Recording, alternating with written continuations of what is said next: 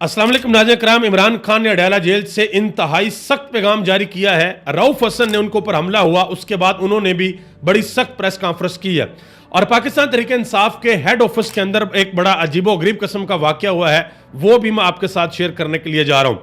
इमरान खान ने दो बातें बड़ी अहम की हैं। एक तो इमरान खान ने कहा है कि यानी कि यह पैगाम दिया है कि मेरे जितने भी केसेस हैं ना, वो सारे के सारे पाकिस्तान की आवाम को लाइव दिखाई जाएं ताकि पाकिस्तान की आवाम को पता चले कि चोर और करप्ट कौन है।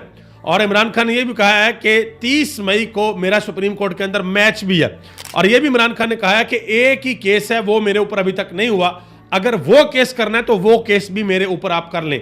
जो बाकी तफसील से गुफ्तगू की इमरान खान ने की है वो मैं आपके सामने रखने के लिए जा रहा हूं। लेकिन जो एक बड़ी डेवलपमेंट हुई वो पाकिस्तान तहरीक इंसाफ के हेड ऑफिस के अंदर हुई है, वो भी मैं आपको बताता हूं। हुआ कुछ इस तरीके से कि आपको पता है हमाद अजहर मंजर आम के ऊपर आ गए थे और उन्होंने आकर ये कह दिया था कि इमरान खान का हुक्म है कि अब मैं बाहर निकल आऊँ, मैं बाहर निकल आया हूँ और बाकी लोग भी जितनी भी रिपोर्ट की आदत है वो भी जल्द बाहर निकल आएगी और अब हम लोग एहतजाज करेंगे और भरपूर एहतजाज करेंगे और हमें कोई खौफ नहीं है कि नतीजा क्या होगा। उन्होंने कहा कि जान जो है वो अल्लाह के स्पुर्द है। तो उस वक्त जब उनकी वीडियो सोशल मीडिया के ऊपर वायरल हुई तो इस्लामाबाद पुलिस ठग करके पहुंच गई वहां पे उनको गिरफ्तार करने के लिए, लेकिन वो पुलिस के वहां पर पहुंचने से पहले ही वो पेशावर के लिए निकल चुके थे, पुलिस को पता नहीं लगा। अब वहां पर कौन मौजूद था? वहां पर पाकिस्तान तहरीक इंसाफ की लीडरशिप और यूनाइटेड नेशन का वफद आया हुआ था इनसे मिलने के लिए। पाकिस्तान तहरीक इंसाफ के लीडर से मिलने के लिए यूनाइटेड नेशन का वफद आया हुआ था, वो उनके हेड ऑफिस में बैठा हुआ था और इन्होंने क्या किया, पुलिस सारी की सारी वहां पर पहुंच गई और वो बेचारे हक्के बक्के रह गए। तो उनको फिर बताया गया कि जनाब मोहतरम ये तो बड़ा आम है, तहरीक इंसाफ जहां भी इकट्ठी होती है वहां पर पुलिस आ जाती है। रऊफ हसन ने जख्मी हालत में आकर प्रेस कॉन्फ्रेंस की और उन्होंने कहा कि अब किसी भी सूरत झुकने का सवाल पैदा नहीं होता, पीछे हटने का सवाल पैदा नहीं होता, ना हम डरेंगे और ना झुकेंगे, अब हम खड़े हैं। अगर कुछ हमें करना है तो हमें बता दो, जिस जगह पर कहोगे तो हम वहां पर आ जाएंगे। उन्होंने कहा कि मेरी पार्टी के साथ जो कुछ हो रहा है, और उन्होंने कहा कि मेरे साथ जो हुआ ये तो बहुत कम है। उन्होंने कहा कि अगर मेरे साथ जो साथी बैठे हैं, अगर मैं ये बता दूं कि इनके साथ क्या क्या किया गया तो मेरी आंखों से यहां पर आंसू निकल आएंगे।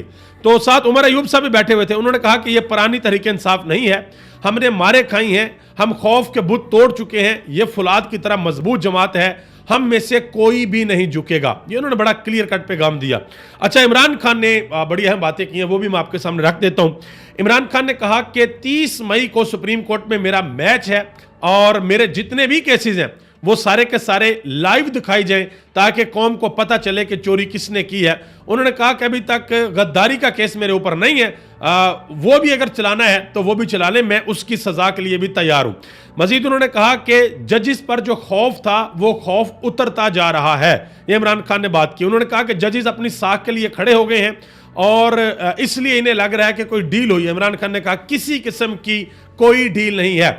मजीद उन्होंने कहा कि अमेरिका को इजाजत है कि वो मेरी हुकूमत गिरा दें, लेकिन मुझे ये इजाजत नहीं है कि मैं अमेरिका की साजिश को बेनकाब करूं। उन्होंने कहा कि बस बहुत हो गया, बहुत बर्दाश्त कर लिया, पार्टी और कौम सड़कों पर एहतजाज के लिए मेरी कॉल का इंतजार करें, यह इमरान खान ने बात की है।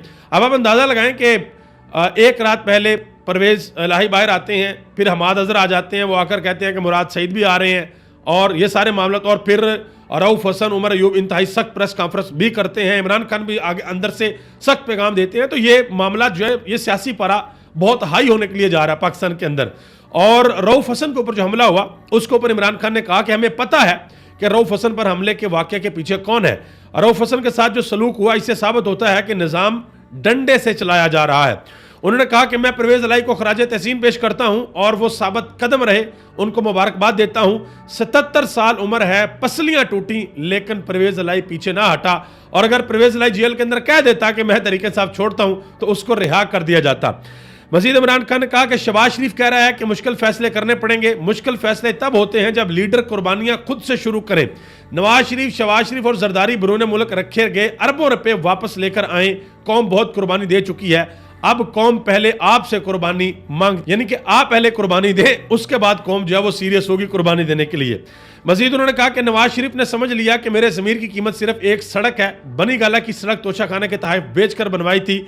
नवाज शरीफ और मोहसिन नकवी बताएं कि बाहर पैसा कैसे गया, ये उन्होंने कहा।